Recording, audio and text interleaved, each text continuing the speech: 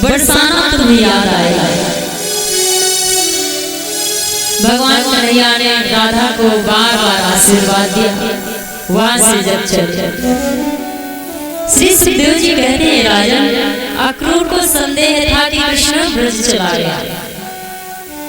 अक्रूर रथ से नीचे आए, अब तो यमुना के किनारे आए।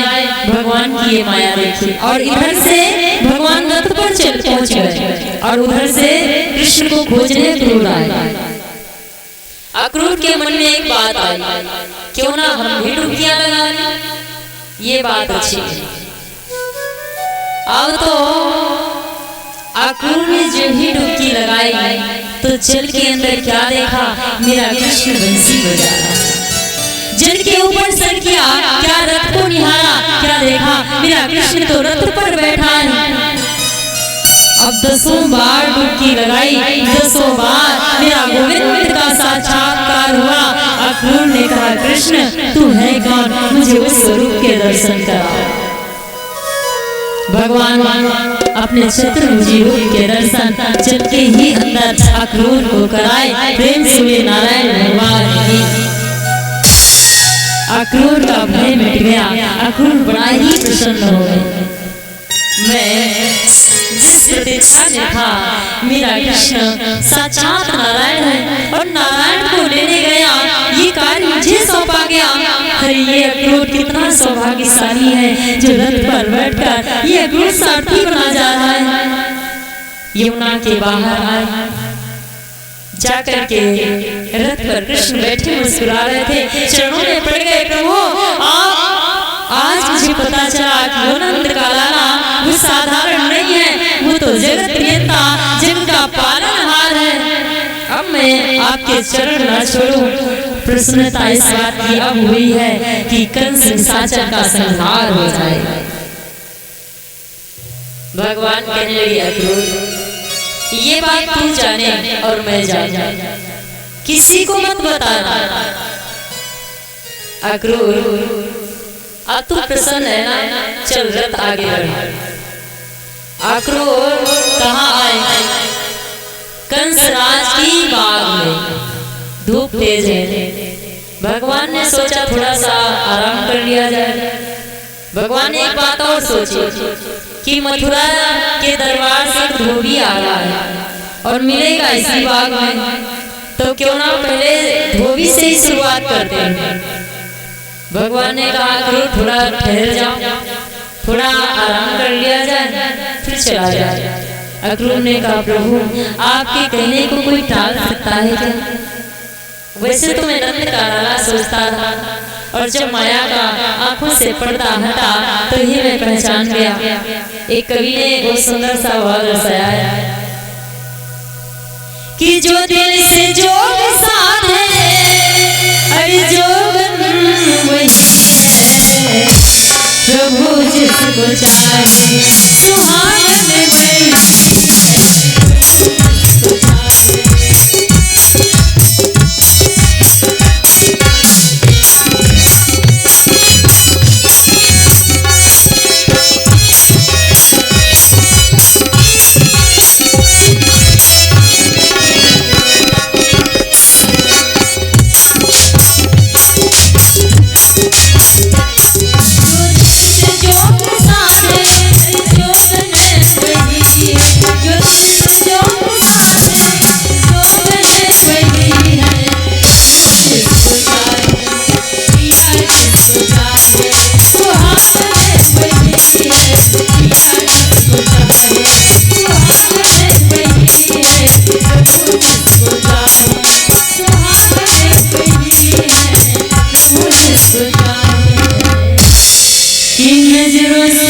गिर जाए, अभागन वही है और प्रिया जिसको चाहे, असली प्रिया सुहागन वही है जिसको प्रभु ने ही अपनाया हो। उस जैसा सौभाग्यशाली कौन हो सकता है मेरे भाई।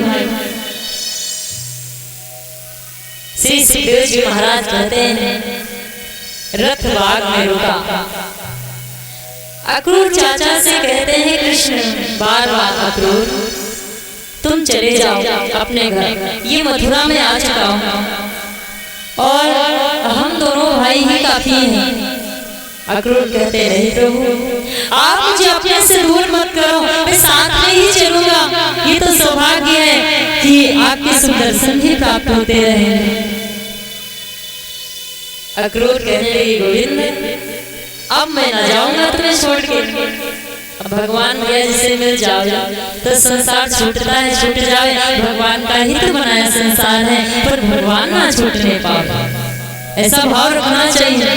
भगवान से नहीं, भगवान को ही मांगना चाहिए। कभी न कभी परमात्मा का साक्षात्कार अगर जीवन में हो गया तो हमारा भी कल्याण, हमारे परिवारजनों का भी कल्याण हो जाएगा। प्रेम से गोविंद भगवान की।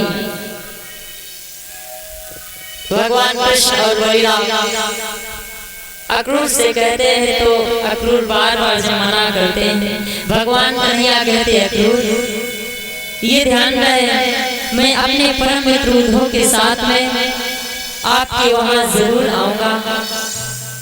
अक्रूर का मन नहीं मानता तो जान दो बलराम जी कहते हैं, हीरे मनवा, हमें धीरज रखो, राम मिलेगा।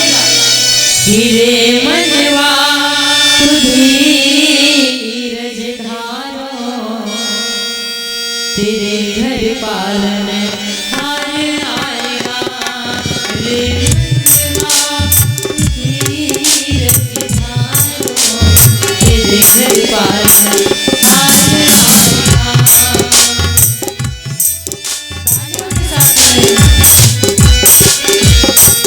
घर पालन